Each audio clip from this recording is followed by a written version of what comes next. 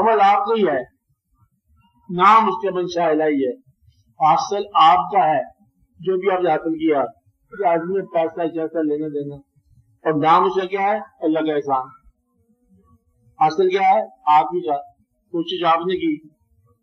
اگر آپ اپنی زندگی کو کسی طریقے سے، میں بات نہیں سمجھا رہی آپ کو، اصل میں سمجھا رہی ہے، اپنی زندگی کو کسی طریقے سے آپ اسے منشاء الہی ثابت کر دو، یا اپنے حاصل کو کسی طریقے سے اللہ کا احسان ثابت کر دو، تو آپ کی زندگی آسانی میں جاتی ہے۔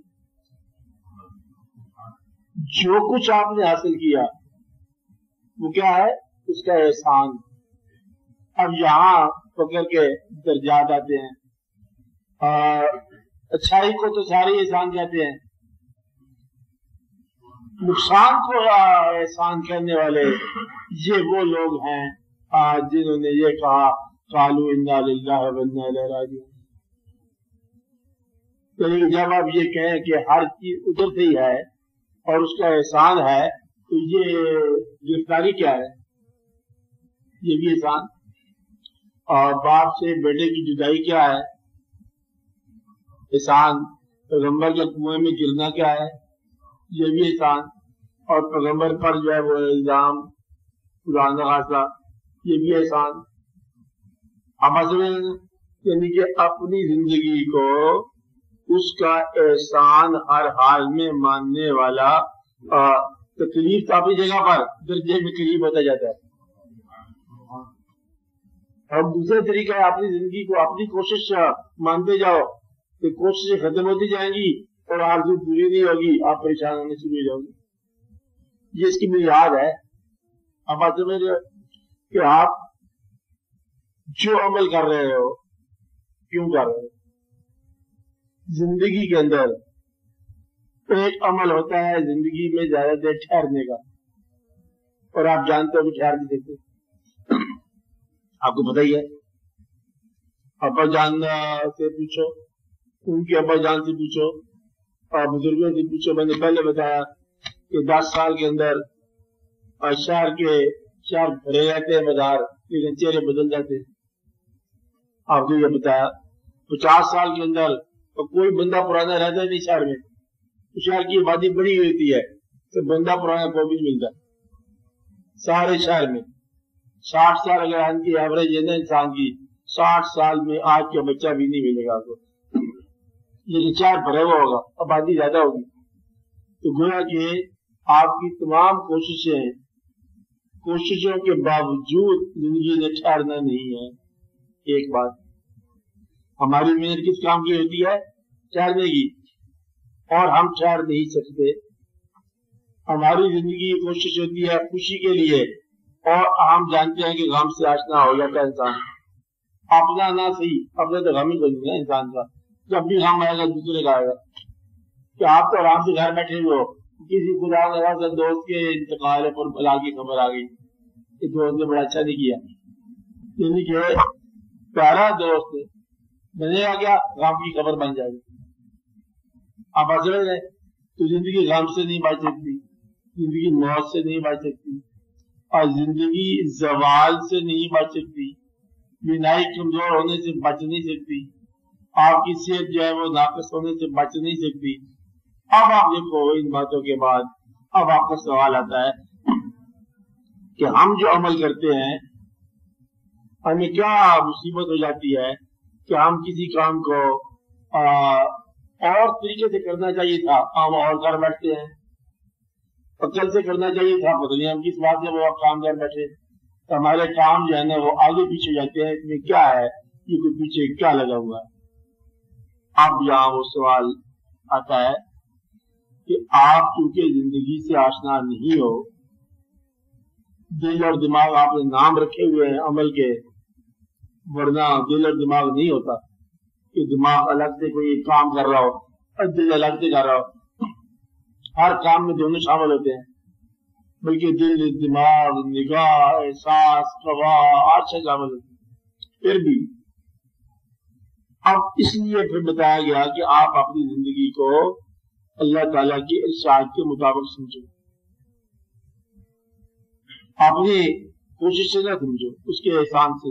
فرماتا یہ اللہ میاں وَعَسَىٰ أَن تُحِبُّوا شَيْئًا وَهُوَ شَرٌّ لَكُمْ وَعَسَىٰ أَن تَكْرَهُوا شَيْئًا وَهُوَ خَيْرٌ لَكُمْ، ممکن ہے تم پسند کرو کوئی چیز اور وہ ہو نقصان دہ تمہارے لیے، اور ممکن ہے تم ناپسند کرو کوئی چیز اور ہو تمہارے لیے مفید۔ گویا کہ انسان کے اندر مفید چیز ترک کرنے کا امکان ہے۔ انسان کی پسند عام طور پر ایسا ممکن ہو سکتا ہے کہ وہ کوئی ایسی چیز پسند کرے جو اس کے لیے نقصان دہ ہو۔ اگر ایسی چیز عمل کر بیٹھا ہے جو نقصان دہ ہو، اس کا جواب عام طور پر یہ آتا ہے کہ یہ خواہش نفس کی تھی۔ اپنے ساتھ دشمنی کا عمل نہ دل کا ہوتا ہے نہ دماغ کا ہوتا ہے، یہ کیا ہوتا ہے؟ یعنی بد نصیبی کا ہوتا ہے۔ بد نصیبی کا نام رکھا ہوا نفس کا ہوتا ہے۔ غلط عمل کس کا ہوتا ہے؟ نفس کا۔ کہتے یہ اس کا نفس تھا، خواہش نفس ہے، نفسانی خواہش ہے۔ تو وہ نفس جو ہوتا ہے دماغ بن کے بھی عمل کرتا ہے، دل بن کے بھی عمل کرتا ہے۔ نہیں بات سمجھے؟ مطلب ایک صاحب نفس ہے، نفس کا بندہ، اگر وہ مسجد میں جائے تب بھی نفس کرے گا،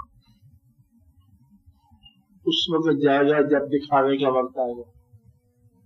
صاحب نفس ہے نا، وہ جو کام کرے گا اس میں اس کی نقصانی خواہش ہوگی، اور جو اگر نیک آدمی ہے، دل والا آدمی ہے، تو وہ ہر کام میں نیکی کا انداز رکھے گا۔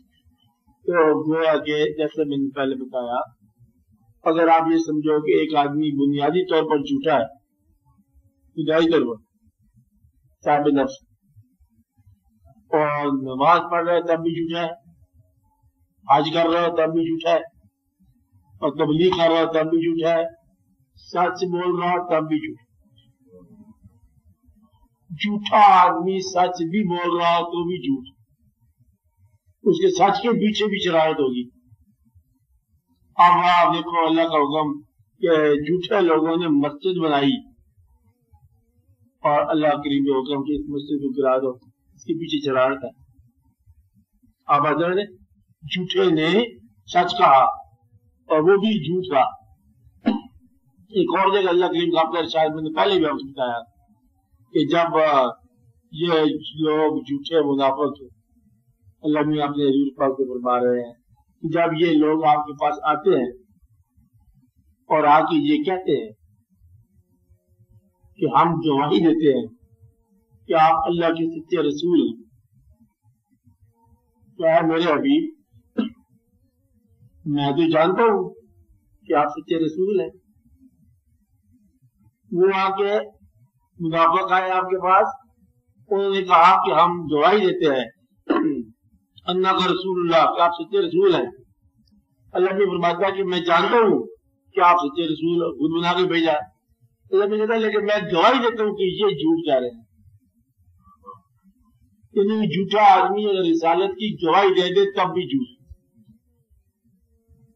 تو گویا کہ بنیادی طور پر ایمفسس ہوتا ہے کس انداز میں۔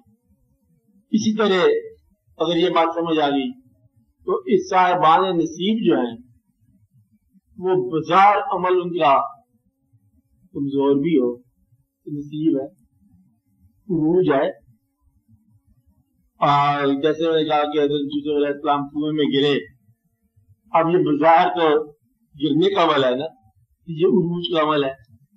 کچھ لوگ کہتے ہیں کہ ان کو آواز آئی کہ مبارک ہو، آپ کی پیغمبری کا سفر شروع ہو گیا، کیونکہ آپ کی پیغمبری کا سفر کنویں میں گرنے نہیں رہا۔ مدعا یہ ہے کہ صاحب عروج جو ہے بظاہر زوال میں بھی صاحب عروج ہے۔ آپ سمجھ رہے ہیں؟ یہ اللہ تعالیٰ کے کام ہے۔ آپ اندازہ لگاؤ کہ جنگ جو ہوتا ہے، جنگ میں جو پارٹی شکست کھا جائے اسے شکست کہتے ہیں، जीतने वाले को फातेह कहेंगे।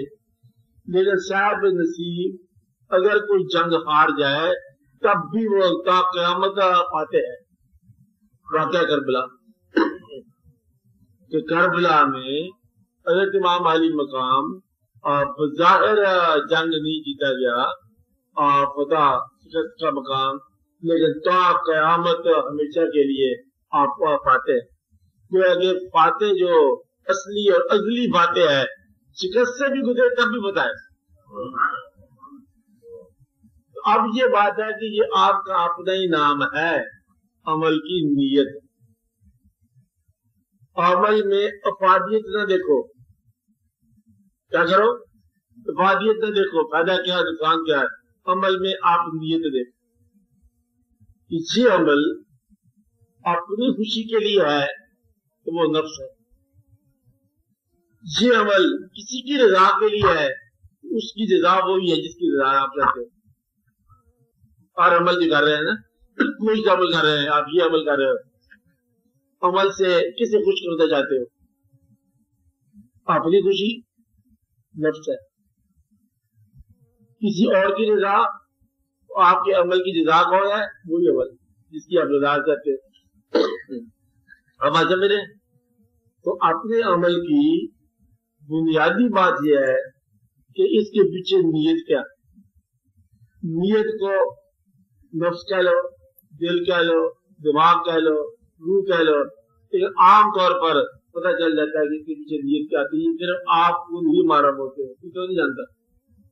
लोग यहाँ भाई जी बात बता देते हो, लोग आपके अमल को नतीजे से पहचानेंगे, अल्लाह आपके अमल को नीयत से पहचानेगा।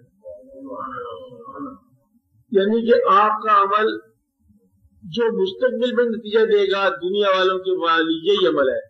और अल्लाह ताला अमल से पहले जो कुछ हो रहा है उसमें इनाम देगा। अभी अमल शुरू नहीं किया, एक आदमी हज की नीयत से तैयार हुआ, ज़हनी तौर पर इंतकाल हो गया, हज हो गया। अगर नीयत दुनियादारी है, हज करके आया तब भी नाम मुराद है। अब समझ रहे हैं? तो मतलब क्या हुआ कि ये आपके नीयत की बात है।